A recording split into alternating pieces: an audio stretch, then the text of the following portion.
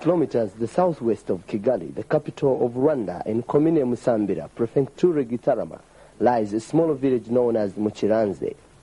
38 years ago, nobody knew that this little-known village would be the birthplace of one of the greatest African freedom fighters, gallant soldier, and a brave combatant son of Rwanda, Major General Fred Rwigema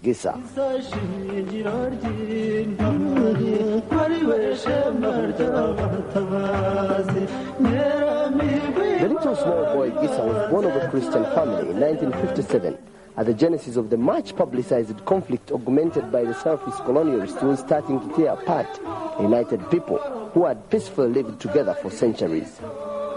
Fred's father, Kimonyo, had 2 wives, and Fred was born of the second wife, Gatarina Mukandirima, who bore him 2 other daughters.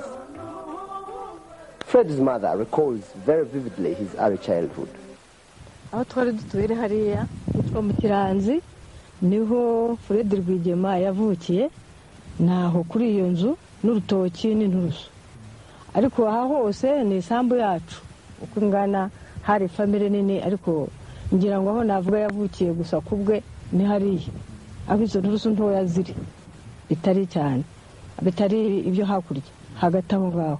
Duhunga afite imyaka 3, turahunga tujya mu bisambu turaramo, mfite inda uyu mukobwa, ariko undi yaracutse, Fred yarapfucutse.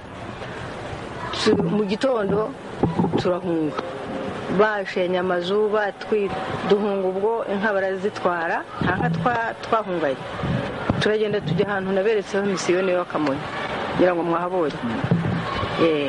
Mfite Fred ari umwana w'imyaka 3, mfite inda y'amezi 3, ariko najye ntabizi. Tugeze mu misiyoni Kimonyo baramufunga,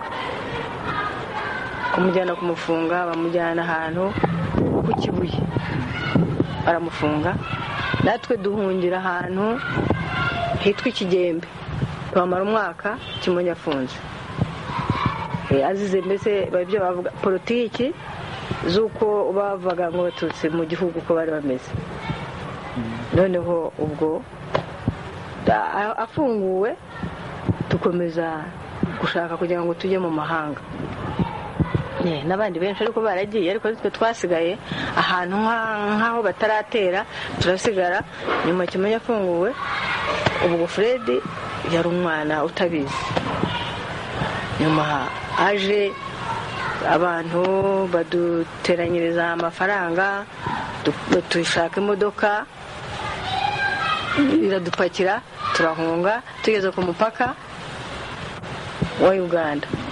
Twaje mu modoka y'i Kigali, tugeze ku mupaka wa Uganda tubona amabasi abarizo zidutwara zitujyana Shungereza mu buhunzi, ahantu impunzi zose zari ziri mu makampo bubaka ubuzu bwa burende, mbese turahaba baratugaburira iposho kugeza rero igihe baduhaye amasambu. Ubwo batuvana Shungereza maze kubyara byoye, batujyana ahantu Gahunge ariho hitwa mbese mu Zakabarurengera.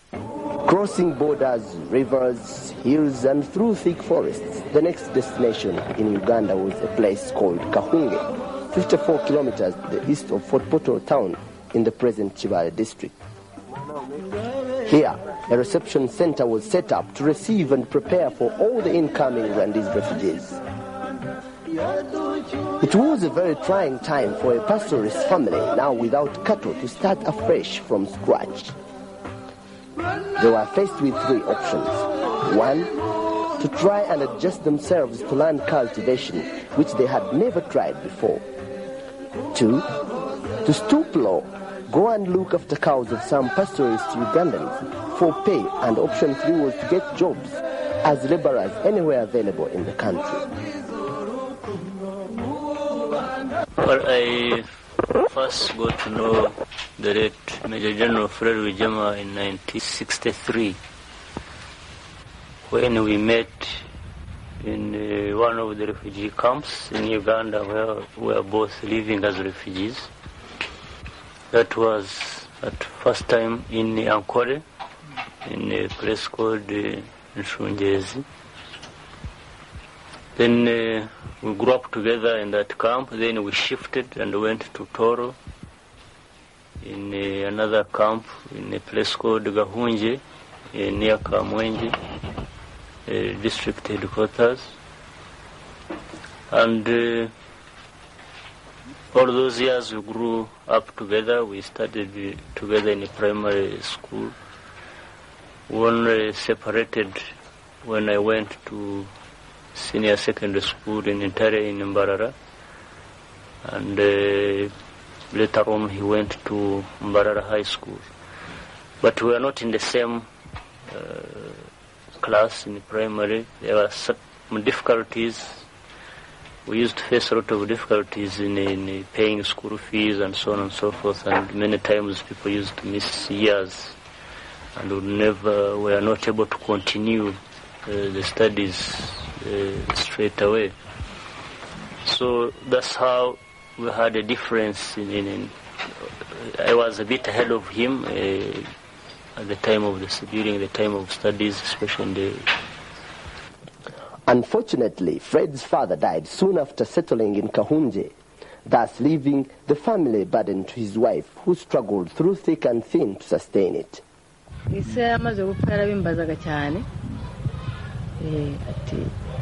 Ubu utekereza ko mama tuzasubira mu Rwanda? Amuhakanije ntabwo mbizi, wenda hari igihe wenda abantu bazasubirayo.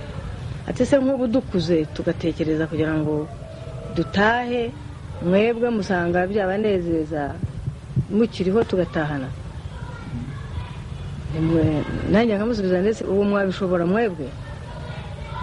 Ati dukuze nkanjye nkuze nkaba mfite n'abandi wenda twagira inama ariko tugashaka gutaha iwacu ngo natwe tumenye iwacu, namwe mwakumva bibashimishije. Avuga nti mubishoboye mukabikora byaba ari byiza natwe tukazataha iwacu nkatwe bakuru. As years rolled by, Fred and his little sister Joy were ready for school. Fred's intimacy with his sister grew very strong, and they were always inseparable. Fred yari musaza wanjye, ariko at the same time ari n'inshuti yanjye. Dukundana cyane, aho tugiye hose dufatanye ku ntugu. Ubundi most of the time twaba tugenda mu muhanda nkananirwa akanterura, kandi turi bakuru twese akampeka.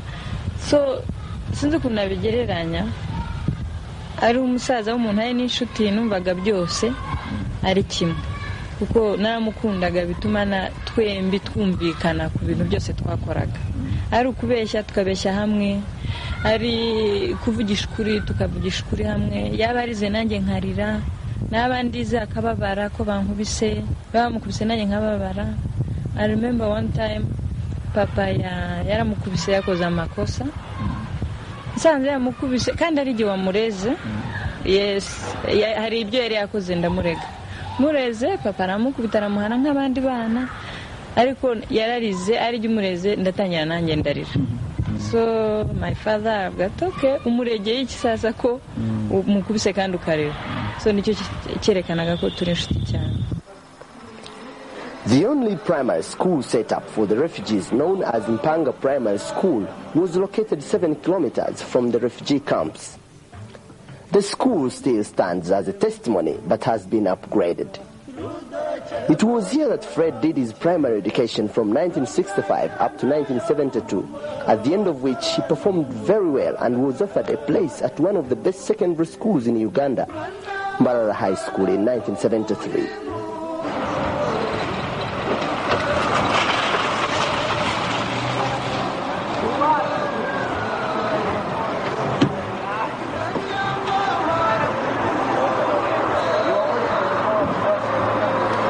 Fred found more boys from other refugee camps with whom he became friends. Not only did he get friends from Rwandese, but also from Ugandans, among whom was Brigadier Chef Ali, then known as Museveni, who became his very good and close friend. Fred's background started influencing him as he mingled with other students at Imbarara High School. The love for his people, the need for freedom not for only his people but the entire Africa kept growing in him, especially at a time when Uganda was in the crisis of dictator Idi Amin. You could find Gisa and Museveni very well aware about the war which was in Nigeria, which was in Ghana. They were all equipped with such information. We developed friendship with the late Rwigema as early as 1974 when he had joined Mbarara High School with me, and we were both sort of recruits because we had joined the school, so we were being teased together. When I was having always interest in politics. And when we became friends, I started to keep on discussing with him. And after discussing with him several times, we started going together to read in the library.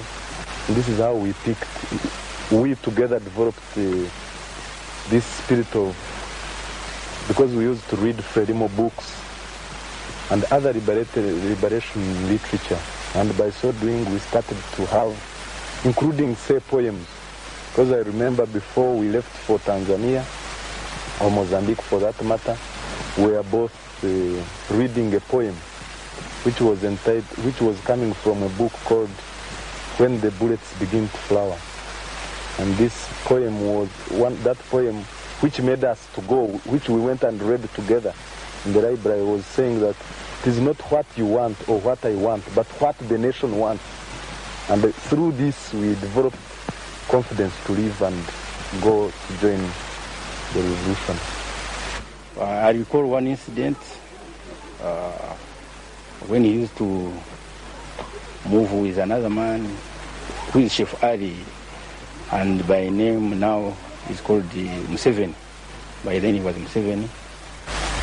And one time they approached one of the teachers, Mr. Ben Wakatogoro.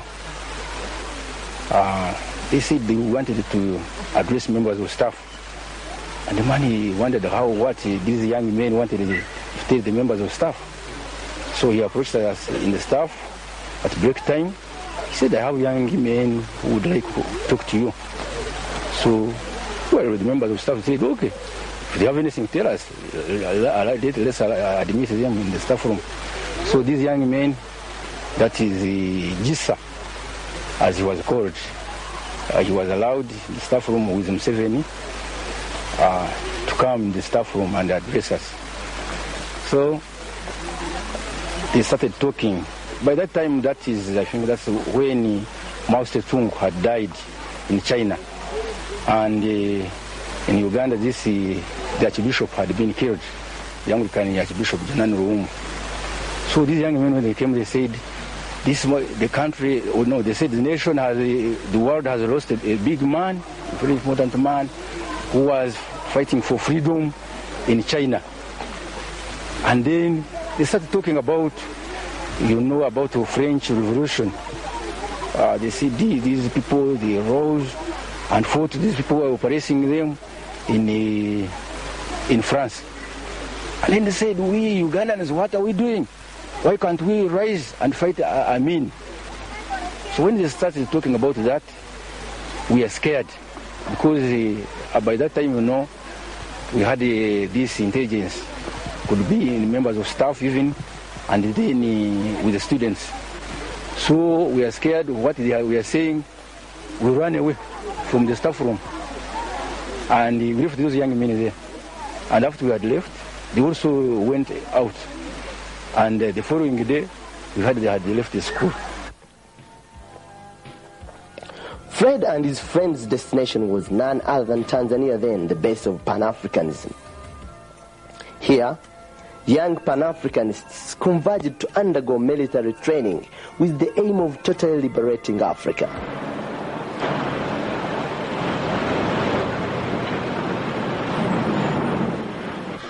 For a complete year, 18-year-old Fred and his colleagues lived in this famous house located in the heart of Dar es Salaam, known as Kinondoni House. We met in Tanzania. I think I was 16 and he was, I think, I don't know, maybe 18. We were united by the fact that we were the youngest two people in the group. So, and from that time we just became just like brothers. For that period, the young recruits were never allowed beyond the compound of this house. It is in Dar es Salaam that Fred first met Museveni, then training to fight against colonialists for the independence of Mozambique. Rwigema, I think I first met him in 1976. We were recruiting young boys from Uganda to take them to Mozambique for training. The person who recruited Rwigema was Osafire. Osafire, I think, had been in Mbara working as a youth worker. And then I think there he got in touch with this group in Mbara High School. Dar es Salaam became Fred's second home as he trained and crossed over to Mozambique to join Frelimo fighters.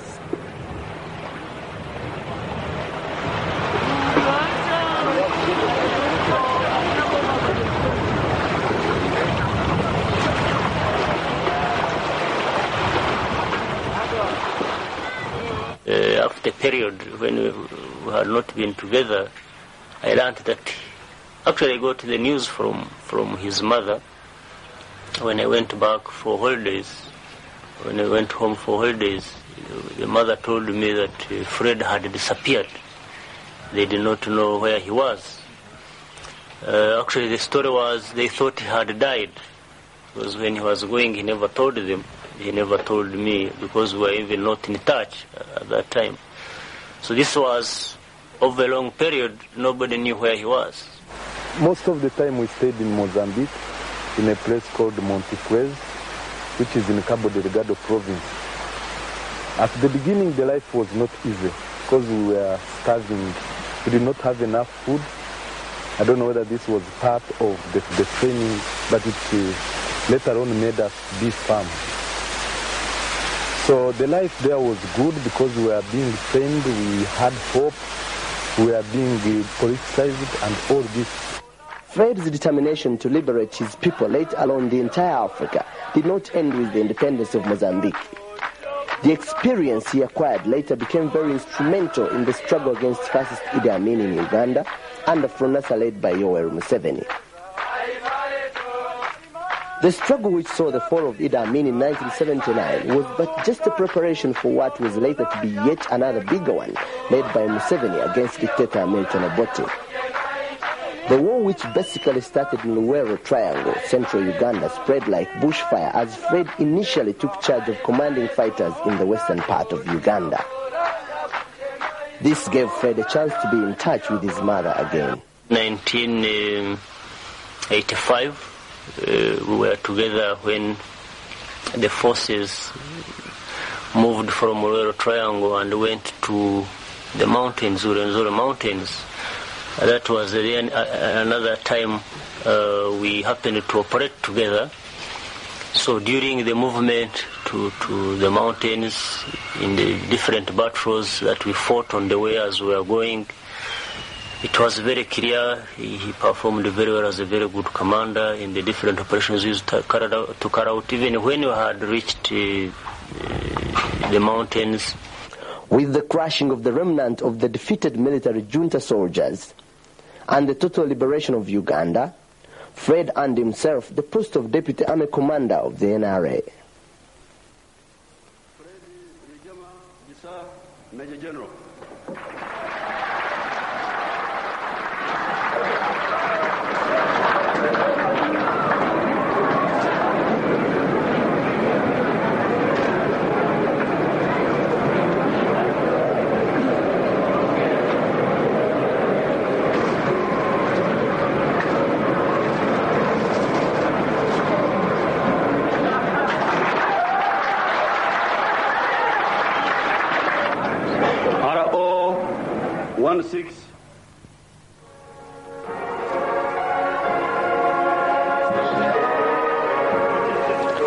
In that same period of time, Fred had to fulfill one of the most important obligations of life.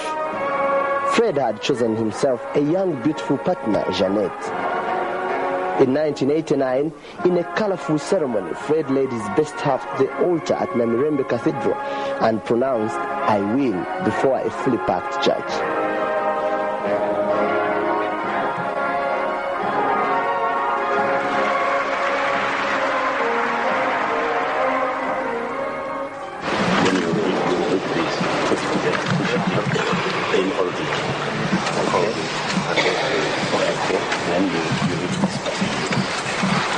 I give you this ring as a sign of our marriage in my body. I honor you. All that I am, I give to you. And all that I have, share with you. Within the love of God, Father, Son, and Holy Spirit. Amen. Okay.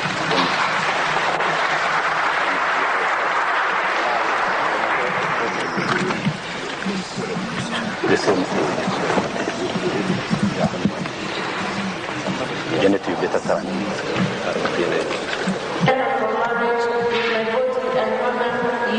All that I am, I give to you, and all that I have, share with you, with the love of God, Father, Son, and the Holy Spirit.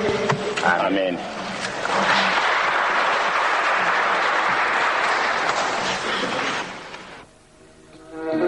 The church ceremonies were followed by a grand, colorful reception which was held at the State House in Entebbe and was honored with the presence of His Excellency President Yoweri Museveni.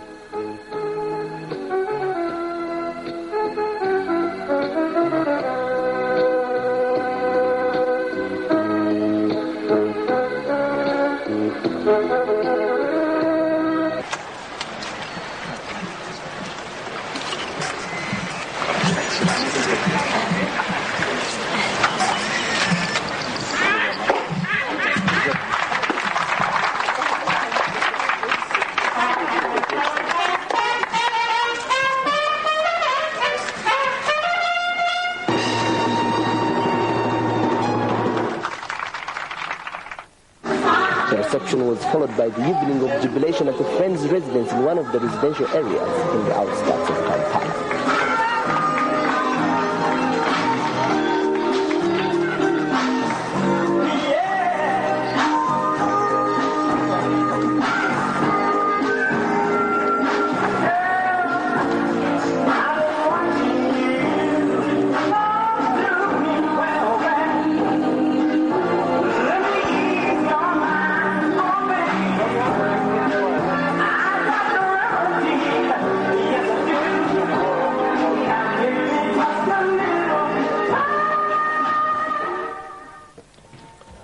Fred, now a family man, lived with his wife Janet in Kansanga, another residential area in Kampala.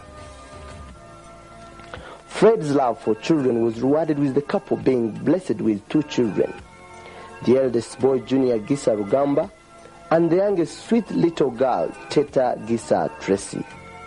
Ikintu wenda naba muziho ni ukuntu yakundaga urugo rwe cyane. Natanga n'urugero, hari nk'igihe hari intambara muri Uganda, barwaniraga ahantu hitwa Magamaga. Nabyeyi Junior adahari, aza nyuma y'iminsi 2. Hanyuma ubwo akajyaza nk'isenye z'ijoro, agahindurira umwana, akamuterura, akamuhoza. Nta nicyo najyaga nkora muri icyo gihe, kuko umwana yarakiri muto cyane. Akamuhindurira, akamuhoza, agasiga amuryamishije, agasubira iyo ngiyeho barwaniraga hitwaga Magamaga. Ntago hari hafi, hari urugendo. Agasubiraho nk'isaa 9 z'ijoro. Buri gihe akajyaza isaha 4 z'ijoro, agasubiraho saa 9. A year later, Fred was to be further elevated to the post of Deputy Minister of State for Defense in Uganda, a position which gave him time and a chance to plan for the execution of his long-term objectives of leading his people back home from exile and the liberation of entire Rwanda from the fascist sectarian regime of dictator Habyarimana. The discreet plan, which never leaked despite the involvement of top members of RPA, is indicative of determination the Rwanda refugees had to return home by any possible available means. Bajya kujya mu ntambara ndabizi. Umunsi bagendeyeho n'isaha bagendeye yaje kudusezeraho ndamubaza ndetse ubu ugiye hehe ati tugiye kurwana na Habyarimana natwe dutahe iwacu ndaceceka mbanza no guceceka ageze ati wiceceka mudusabire tuzabonana namwe tubacyuye mutashye mugiye mu Rwanda tubasezeraho baragenda. I remember icyo gihe yaravuye Amerika mu September anyura Nairobi, nari Nairobi, araza arantelefona njya ku airport n'abantu ba Uganda embassy tujya kumufata ku airport. Tuvuyeyo abwira abantu bo mu embassy ko adashobora kurara aho bamuteguriye ari buze kurarana nanjye mu rugo aho nabaga. Araza, we went straight tujya mu rugo iwacu turarya turasangira. Hari abantu yari supposed to meetinga Nairobi, tujya in the evening, we had dinner, turya hamwe badutumiye. Turangije arambwira ati ndashaka ko dutaha kare atari ibintu ushaka ko tuganira. So turatahana, driver tugejeje mu rugo arambwira ati ndashaka ko tureba ahantu twicara tukaganira kubera ko hari ibintu ushaka kuvuga kandi ntashaka umuntu wari wese kubyumva. Ndavuga ntacyo. Byari nko mu masaa 5 y'ijoro. Tujya mu cyumba turikingirana, arambwira ati hari aho nzajya kandi ati nizeye ko uzabyumva kandi ukahambera nka mushiki wanjye.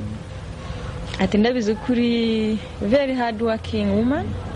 Ati ibizaba byose uzabifesinge nkuko bibonye. Ati hari umugore wanjye se n'abana 2, hari mama wanjye nkunda na mushiki wanjye muto yansize. Ati ikizabaho cyose ati uzitegure kucyumva. Ese ni kucyumva gutyo.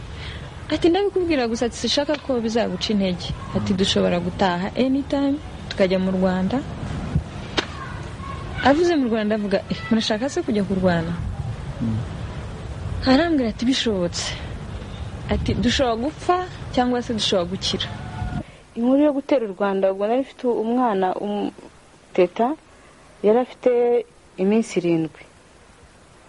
Hanyuma ariko ubwo narabibonaga ko amaherezo bazagenda ariko sinari nzi ngo bazagenda ubuhe munsi, nabwo yarambwiye umunsi bazatereraho. Ariko kubera ko numvaga mbyiteguye mutima nabifashe nkuko abimbwiye ko agiye. On September the 30th, 1990, Fred's plan hatched and his dream of leading his people back home came true. That constant urge not only within him, but also from a people who had looked at him as a Moses, overrode all antagonistic forces that could have probably compelled him to turn a deaf ear to that call. All was set and the plan was executed. The exodus was effected at night, and by the morning of the 1st October, Fred had done his duty of leading his people into the promised land. He told me about trying to make contact and to organize so that they could, in the end, struggle peacefully for their return. But he didn't tell me about invading Rwanda. He never told me about this, and I was not happy with this. What were your reaction when he told you about his intentions to have back his people, not the invasion? That was all right. I had no problem with that one. If they had done it politically, if they had... in fact, that's what I advised him. I said, you organize politically. You go to the UN, you go to OAU. First, make your case known so that it's not... Because one of their mistakes was that they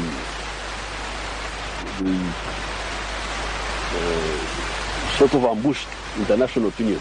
International opinion was not prepared for their struggle. Then they just straight away transferred it to a military stage. The military stage should always be a last stage in fighting. So that first people know your different standpoints.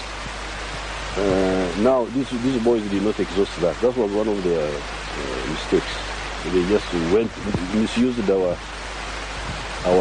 base here to go and start a war without proper preparation.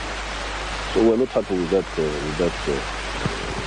That way. You remember we denounced them, but we didn't follow it up. We were not vindictive with them, because on the one hand we understood their frustration, but we also did not like their indiscipline, because this was indiscipline. You see, it was indiscipline to use our territory and use our army to start such a big operation.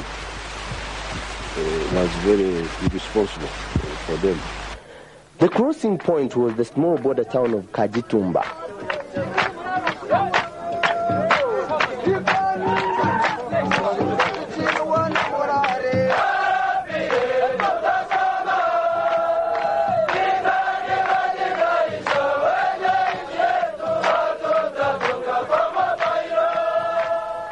It is at this point, in this very customs house, that Fred sat, called the fighters to order, and drew their attention to the fact that they were home, and urged them to swear never to allow to go into exile again.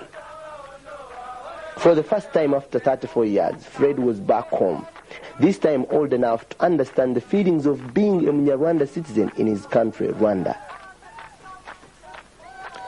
On that fateful morning of the 2nd October 1990, at 9:30 a.m., Fred mobilized his fighters and started advancing towards Kigali. As to what happened, the full story is narrated by the eyewitness and Fred's faithful bodyguard, Captain Happy. Twaje tuva muri Uganda nyine Kampala itariki 30 z'ukwezi kwa 9 muri 1990 twahagurutse nka saa 6 za nijoro. Urugendo ruhari rero kuvayo kugera inahangaha ni rurerure. Twageze hano ari mu gitondo, ari yo nyine itariki ya mbere. Leta Fande Fred yageze hano ku mupaka hano, uyu ni umupaka w'u Rwanda na Uganda. Uko twaje rero twaturutse muri ya muhanda uri munsi ya musozi ureba, uyu musozi ni Miramahire. Turaza gutya ari hakurya niyo zo customs za Uganda. Hanyuma wamanuka agera hariho kaburimbo itangiriye, aho niho u Rwanda rutangiriye. Niho twasize imodoka turazamuka gutya n'amaguru kugeza igihe twagereye hari hageze imodoka twayisize hano inyuma, tuzamuka n'amaguru acumbika muri iriya nzu ureba idasakaye, irange risa n'iryavuyeho. Aho ngaho rero niho twaraye ijoro ry'itariki ya mbere. Hanyuma itariki ya kabiri nibwo twahavuye tujya nyine guhura n'abari baduteye, kuko bari bamenye ko twahageze mu Rwanda. Ubundi bari batarafuminga za battalion neza, ariko kubera yuko abasirikare b'u Rwanda bari baje nyine nabo baje kureba icyabaye ku mupaka, bahise Leta Fande Fred yohereza force imwe na Leta Damu ica inzira yo hasi y'igitaka, ica Nyabwishongwizi muri uruhande rw'iburyo. Hanyuma Leta Bunyenyezi nawe akomeza mu ruhande rw'ibumoso n'abandi basirikare, natwe dukomeza ya kaburimbo na Leta Fande Fred tugana Nyabwishongwizi.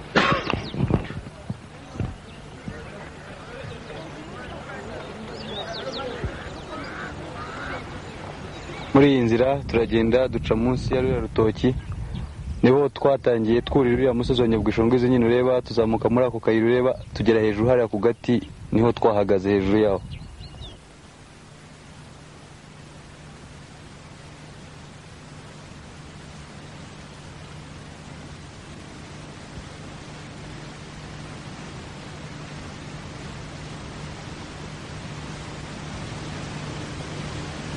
Aka gasozi turiho niko Nyabwishongwizi.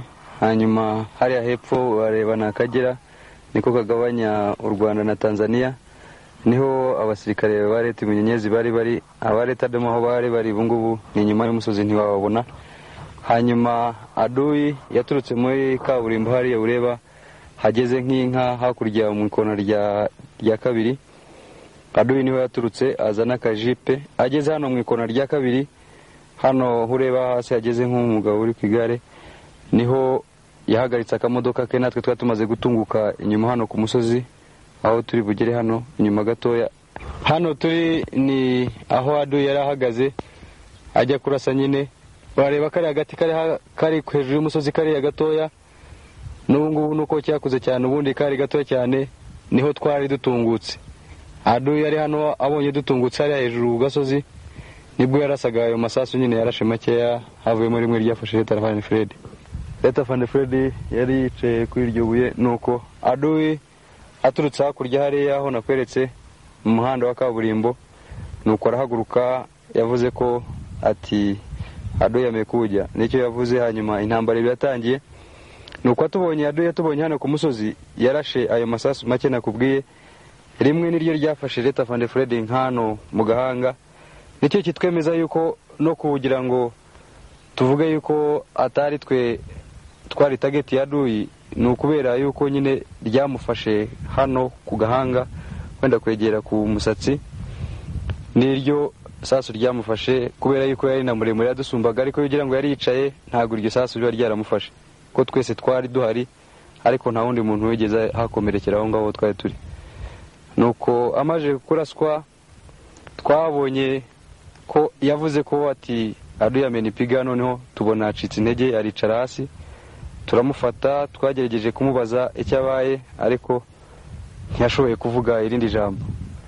Naho ngaho nicyo jambo yavuze ryonyine mu byerekeye ibyo mwambazaga ko yaravuze. Twarabaye tuhita tuva ku gasozi twari turiho, turamuterura duhamagara abaganga, ariko bagiriye kuhagera basanze nyine yapfuye. Nuko twahamaze umunsi, twaramanutse tujya hepfo, ariko ubwo intambara yo ntabwo yahagaze, yarakomeje, kuko n'abandi basirikare ntabwo bari babizi.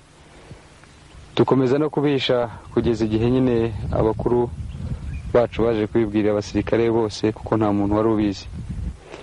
Njyewe icyo navuga kuri Leta Van Fred, njyewe nari umwe mu biba bodyguard be, ariko nari maranye nawe igihe, nta kibazo najyaga mubonaho, nubwo yari cyongozi wacu bwose, twamufataga nka mukuru wacu kandi akaba natuyobora.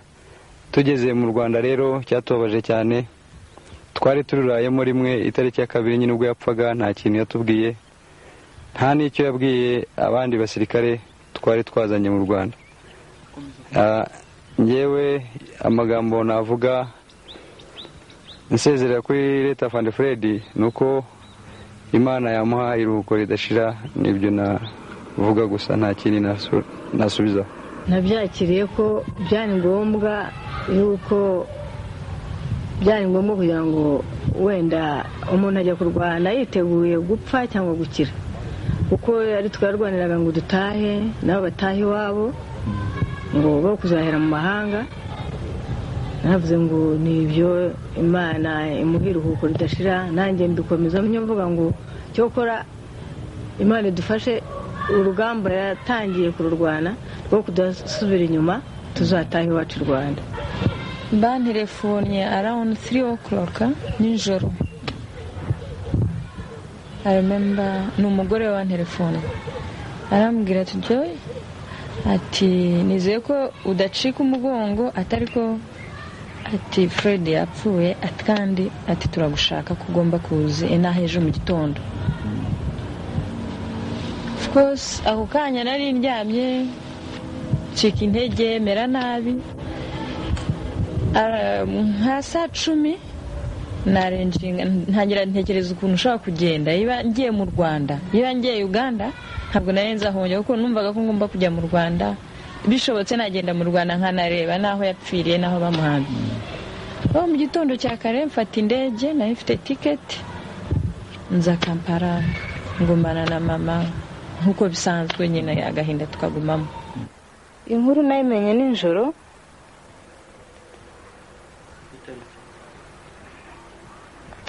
nayimenye nijoro. Haje mama we na mushiki we witwa Jacqueline na Gregory na madamu we n'undi mugabo witwa Mutenda. Nkibabona gutya ndababwira nti nabimenye ni niki, ko nabonaga batabababaye. Nayimenye nijoro. even before I was directly told about what happened, I had a feeling something had gone wrong. This feeling came to me, and I even talked to some of my friends that I was feeling uncomfortable, that something had gone amiss, something had gone wrong. This was in my feelings, first of all. Secondly, it was in my judgment about what was going on the ground that I was receiving from the news about what was. I could detect there was something wrong. I had dreamt. I used it to dream. I didn't want to say I was feeling. I just said I had dreamt that even Fred had died. But this was just a feeling. There was something in me that something had gone wrong with Fred. Then I think it was on the 7th day when I actually got to know from someone that something had gone wrong. And this was after I had this feeling. I called somebody in Kampala and told him to go straight to Kajitumba and follow through wherever they are, to go and make sure he sees Fred himself, talk to him, and then this person should come back to me and tell me that he has seen Fred, not that he has heard from him through some other person or something. The first day he did not succeed. I told him on the 5th day. On the 5th is when I sent him. So he went that very morning, met some commanders, tried to talk to him. I think some people didn't want the news to spread yet, so they told him he was somewhere in the field and that this fellow could not see him. So the fellow insisted. He said he had somebody's message. He didn't even tell them it was my message, and that it was extremely urgent. So they blocked his way. He couldn't make it. So the fellow came back, talked to me on the phone. He told me Fred was alive, but that he was in the field. So I said, no, I'm not convinced. Go back and tell whoever is there. I remember I told him to talk to the late Major Bayingana, to talk to late Major Bunyenyezi, and so many others. Say that now go and tell them that it is me and I want somebody to deliver a direct message to him. Because I wanted to prove whether he was actually alive. As my feelings were telling me he wasn't alive. Well, I'm really saying this story, it's fun as it sounds. People may not believe it, but this is what was happening. And so the fellow went back, I think same night. So he insisted. Again, he couldn't make any headway until somebody, a friend of his who was privy to the information that Fred had died, actually told him. He said, you quietly go and tell him that Fred is dead. Then he called me and told me, yes, that actually he has proven that Fred had died. Well, I tried to ask what he had died of. The fellow simply said he didn't know, and that even the person who told him didn't want to go further. So that's when, of course, I confirmed my kind of feeling. But this time, I did not now even talk to my wife about it, with whom I was. So I just kept quiet. I had already started winding up. I had already told the commanders of the college that I wasn't going to continue the course and that I wanted to go back. I told them right on the first day. And so I was busy packing, handing over things. I wanted to leave after handing over everything. I didn't want to leave any debts, anything behind at the college. So I took my time to pack my things and leave the college. In combat, you can't predict whether you'll be over. So his days came just as it was just a tragic event. By then, when we knew that he has died, we tried all our best to conceal it. So we concealed it from other officers, junior officers, or other soldiers to know it, because by then we would fade. If they knew, we would fade. It was our second day. Some of us were not even, were not known like he was. So when I got the news of his death, then I knew the Rwandan people had lost a very dear leader, someone who could unite and keep the society disciplined. I even believe it now, but that is how I got it. It was a shock, first of all.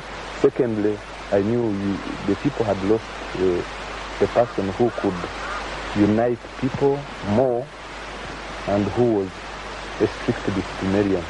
No, our training expects really does not matter. You know that he has died. He has died not stealing. He has died performing a mission. And the only thing that you wish is to see the end of that mission he has died for. So that's normal. That's very normal with us. It's if he dies, you get more angry. You feel that you should achieve what he died trying to achieve.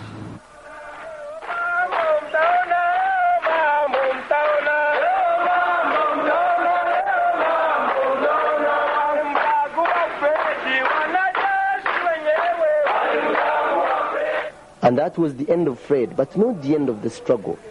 His death further enkindled in the fighters the urge to fight on and accomplish the work he had started, the fruits of which were seen when the gallant fighters of RPA crushed the dictatorial murderous sectarian regime of Rwigema, restored peace and sanity in Rwanda, and ushered in a new era where once again the people of Rwanda would live as brothers and sisters irrespective of their ethnic differences, thus confirming the fact that Fred's death was not in vain. Fred Rwigema mu by'ukuri yaba nari nzi kwivugana nakubise ikivugo, ariko uko muzi uko kandi anagaragara ni intwari koko, ni umugabo ukwiriye ishema, ni umuntu ukwiriye ibisigo ibisingizo cyane bishingiye ku butwari yageze kuva akiri umwana, ku bitekerezo yagejeje ku banyarwanda no kwinjiza abanyarwanda bagenzi be mu gihugu no guhumuriza abari imbere ko bagiye kwigobotora ubutegetsi bubi bikaba byarabaye. Fred Rwigema was a great man who had to live an ordinary life. His greatness, I think, prevailed over such issues as harassment, segregation, and outright opposition by certain forces during his time in exile. In my opinion, his greatest ambition or dilemma was to successfully launch the armed struggle to return his people to their motherland, and not necessarily to see the end of the struggle. Not many men can wish to sow what they will never harvest. Only men of conviction like him can do this, or could do this. The forces against him were such that self-preservation was impossible. And I believe he knew 75% he was likely to be killed in action. I also know that he had an option to take the matter to the OAU or comfortably enjoy the benefits of being the Deputy Minister of Defense in Uganda. But his conviction propelled him to act and risk. I think this is called human sacrifice, which can only be attributed to great men. I also knew Fred as a man who envisaged a united people of Rwanda. I have faith that those who took over after his death will honor his wish and build up to that vision. And I can assure him that all his friends miss him. But we all appreciate that he did exactly what was expected of him. He will always live with us. It was interesting to see how active he was in the struggle, how committed he was. So I knew him as well as that during the war, and then after the war, we shared a few close relationships, even with the people we associated with. So during that time, that's when I knew him as a freedom fighter. But I knew him much more closely during the war, during the Bush War. As a matter of fact, the day we were going to start the war, when we were going to attack Kawamba, I am the one who went and informed him, and immediately he didn't hesitate and joined us, and we went together right from the beginning. He was among the first 27 who attacked Kawamba. Wasanga azi guhuza abantu, kubashyira hamwe, ukabona akundwe n'abantu benshi, cyane cyane akundwe n'abasirikare kandi bamwizeye. Cyane kimwe ko wasanga baha icyizere w'umuri iruhande, akumva yuko ari iruhande rw'umuntu ushoboye, aho yamubwira ati jya ahangaha akabona yahajya, ari ntacyo yikanga. Icyo baraki nta wundi muntu wari ugifite mubo twari turi hamwe bose. Ikindi wasanga afite nuko mu ngorane twagiraga yamenya kuzidukuramo. Nzi ko twanagize nk'ebyiri nini mu muryango, ariko niwe washoboye kuzidukuramo. Hari izo twagize muri executive committee y'umuryango.